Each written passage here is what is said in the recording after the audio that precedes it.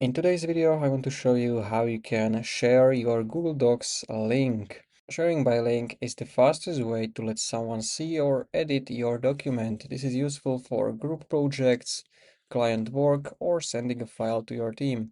And you can do that if you click on this share button in top right corner. And first option you are going to have, you can add only specific people. So here in this field, you want to type their email, and after that they will receive invitation in their email address, and then they can accept it.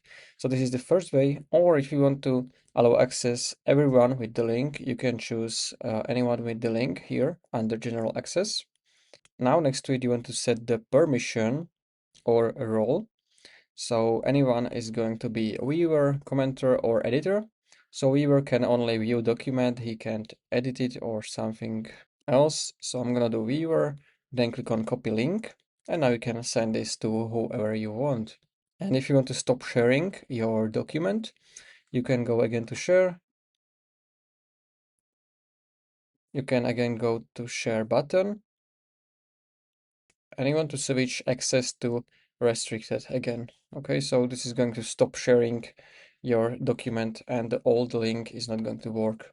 And that's how you can share Google Docs link. If you found this video helpful, consider subscribing for more tutorials like this one.